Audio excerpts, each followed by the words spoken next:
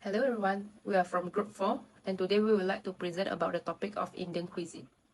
So before I start, I would like to introduce my group members. I'm Kim Pei Ling with matrix number 293312, Son Noi Wai with matrix number 291982, Wu Wais In with matrix number 291766, and He Shou Yuan with matrix number 265578. So first of all, I would like to introduce about the Indian cuisine. Indian cuisine is one of the world's most diverse cuisines, which is characterized by its sophisticated and sub-use of many diverse spices, vegetables, grains, and fruits grown across the India. Culinary tradition of different geographical regions of the Indian subcontinent encompass a diverse range of cuisines and cooking methods. The religious belief and culture of India have created a significant influence on the development of the food. Vegetarianism is common in Hindu, Buddhist, and Jain communities. So, first of all, Indian unique fusion of culinary traditions developed through widespread cultural exchange with neighboring Persia, ancient Greece, Mongols, and West Asia. European cooking traditions were introduced during colonial period, further enriching the diversity of Indian cuisine. Popular cuisine across the world, especially Southeast Asia and general population North America, Europe, Australia, and parts of Africa. Next, I would like to introduce a few types of famous Indian cuisine, which is sambar, biryani, chana masala, tandoori chicken, aloo gobi, and the last one is Malabar fish curry. I would like to present the history of country where Indian cuisine origins. First, for the 3000 before the Common Era to 1500 before the Common Era, going back to the Indus Valley civilization, when the Indus Valley and its neighboring areas thrived off a variety of resources, both domestic and wild, will help you understand how modern Indian food evolved. According to research, the two types of cereal that increased over this time are barley and wheat. Beans, peas, and other pulse crops were also grown. During this time, the first international trade began with Mesopotamia. The only commodities traded were expensive items like spices, textiles, and precious metals. Indian cuisine began to develop here, with the earliest culinary traces of Mesopotamian influence. Next, for the 1500 before the Common Era to 600 before the Common Era, during the Vedic era, civilization developed which had an impact on the expansion of Indian culinary customs. The civilization began to migrate toward the Indo-Gangetic plains throughout this time, and people's primary occupation was farming. The cultivation process was improved, and a typical diet included foods like fruits, vegetables, grains, spices, dairy products, and honey. And for the third one, which is 6th century before the Common Era to 1st century before the Common Era. Several urban centers grew during this period, which is referred to as India's second urbanization in the Gangetic Valley. Jainism and Buddhism were two new religious ideologies that emerged during this time. These two religions placed a strong emphasis on not harming living things. This promoted vegetarianism and attracted many people to it, and finally broke the practice of animal sacrifice. And for the next one, which is 1st century Common Era to 5th century Common Era, from the 3rd through the 5th centuries, the Gupta Empire rose to power during this time. The classical or golden age of India is another name for this time frame. The primary trading good in this era was spices, and the Gupta Emperor maintained business ties with the Roman Empire. In return for a stronger horse breed, peppercorns were also supplied to Iran. For the last one, which is 5th century to 10th century, the writing of the Puranas occurred during this key time frame. The idea of a personal god in Hinduism grew extensively during this time. When people first began to worship, they would give the god a special meal known as boga before distributing it as prasad to the followers. Now, I would like to explain about the topography of India. India has a diverse range of geographical features including rivers, mountains, valleys, tablelands, coastlines, deserts, and flat terrains. The nation is an ideal destination for travelers. The northern states of India are situated inside the Himalayan mountain range. India are the 7th largest nation globally, spans a total size of 3,287,263 square kilometers. The country has a coastline that spans 7,570 kilometers, and the longest river is the Holy Ganga or Ganges, which is 2,510 kilometers in length. Other than that, India can be divided into 4 separate regions, which is the plains, the mountains, the southern peninsula, and the desert. The prominent food ingredients and flavorings that always been used in Indian cuisine is cumin. Cumin seeds are tiny, chrysanthemum-shaped brown seeds. They are important flavor in North Indian vegetable dishes such as aloo gobi, which is potatoes and cauliflower, and papadum, which is crispy flatbreads made with chickpea flour. For the next is cardamom. There are two types of cardamom, which is large green cardamom pods and small smoky black cardamom pods. For the green cardamom is more common, but both types can be used interchangeably in savory and sweet dishes such as masala chai, biryani, and marinades for mix. For the next is Indian bay leaf. Indian bay leaf, also known as tejpat leaf, come from the Indian cassia tree. They taste like a mixture of clove and black pepper. It is quite different from bay laurel, which is sometimes used as substitute. In Kerala, Indian bay leaf are used as the wrapper for chakka appam, which are jackfruit and rice flour dumplings sweetened with jaggery.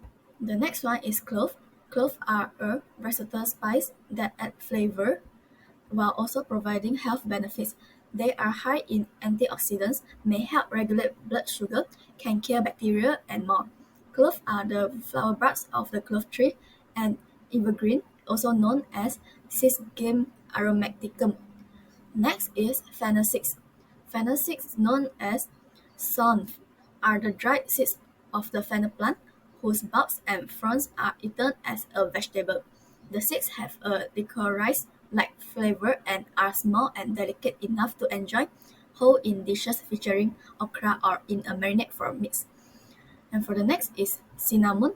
Cinnamon is a spice obtained from the inner bark of several tree species from the genus Cinnamon. Cinnamon is used mainly as an aromatic condiment and flavoring additive in a wide variety of cuisines, sweet and savory dishes, breakfast cereals, snack foods, veggies, teas, hot chocolate, and traditional foods. Next, for the turmeric, turmeric is a rhizome that looks like ginger, but it has bright orange flesh and an earthy flavor. You can grate fresh turmeric, but it's more often sold ground into a golden powder that serves as the main ingredient in most commercial curry powders. Use it in curry, turmeric yogurt soup, and chicken dishes. And the next one is coriander. Coriander seeds are the dried seeds of cilantro. Coriander seeds have a citrusy flavor essential to Punjabi, such panner. Cilantro, the green herbaceous part of the plant, is useful as a garnish for many Indian dishes. The stems have just as much flavor as the leaf, so chop them up and add them to the mix. And the last one is mustard seeds. There are three colors of mustard seeds, which is yellow, black, and brown. Each contains sulfur compounds that give mustard its sharp flavor. Tempering mustard seeds by heating them in ghee or oil will mellow their flavor and add a slight nuttiness. Black mustard seeds and fresh curry leaf are perfect for flavoring potatoes or chickpeas. Both black mustard seeds and mustard oil are used in Gujarati style mithia curry, which is mango pickle. Now, I will present about cooking method of the Indian cuisine. First is taka of tempering. This cooking method is the most common one and used for adding a deep flavor of spices to a dish. Second is dum or slow cooking. Another ancient cooking method, dum is a cooking method in which the food is slow cooked by sealing the vessel.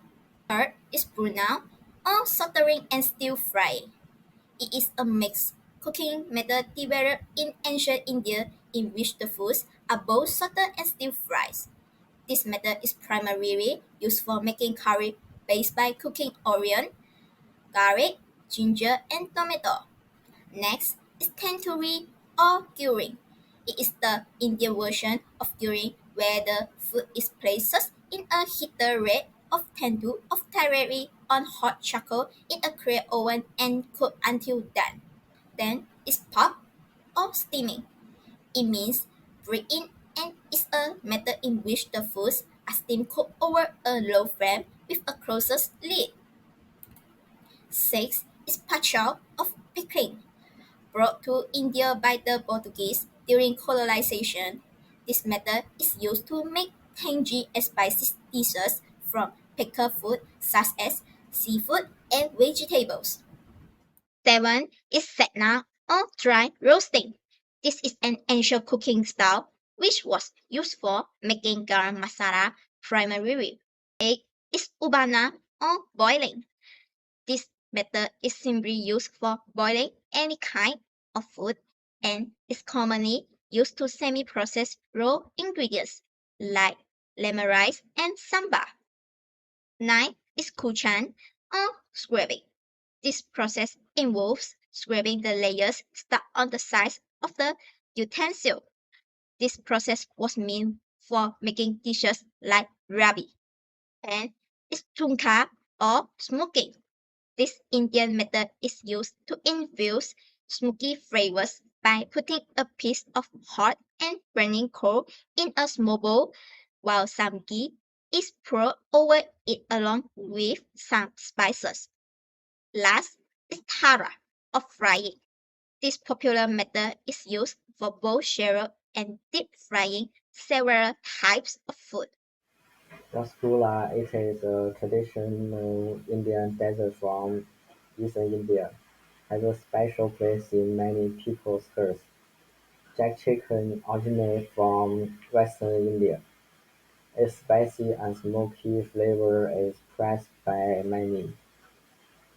Biryani is a popular and flavorful rice dish that has its roots in southern India. Samosa originates from northern India. It is a popular snack and street food. Now I will explain about general characteristics of the Indian cuisine. First is spices.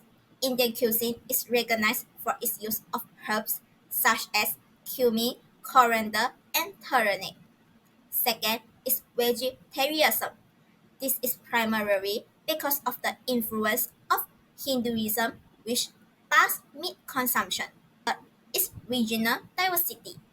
The cuisine of North India is distinguished by its use of dairy products like ghee, while South Indian cuisine is well known for its use of coconut and rice. Next is bread. Indian bread is a staple in the cuisine from fluffy leen and buttery paratha to crispy papadum and bread. Then is Chinese and sauce. These condiments append flavor and depth to Indian dishes and are frequently served as a side dish. Last is street food. Indian street food is a window into the country currently. Culture from savory snacks like samosas, pakoras, and chaat to sweet treats. Clear and concise instructions. Number one, diversification. Indian cuisine is famous for its colorful flavors and unique cooking styles. The food traditions and tastes of different regions make it one of the most diverse cuisines in the world. Number two, basic elements. Indian cuisine features spices and herbs including ginger, garlic, pepper, and more. These spices give Indian cuisine its signature taste. Number three, flexibility. The menu has many choices, reflecting the religious and regional difference in Indian culture. Number four, regional characteristics. Different regions have their own signature dishes. Number five, oven cooking. Dishes prepared using the tandoor, such as tandoori chicken, have a unique smoky flavor and texture. Number six, street food. India is famous for its abundance of street food such as samosa, chai and pani puri. Number seven, drinks. Indian restaurants have many specialty drinks to choose from.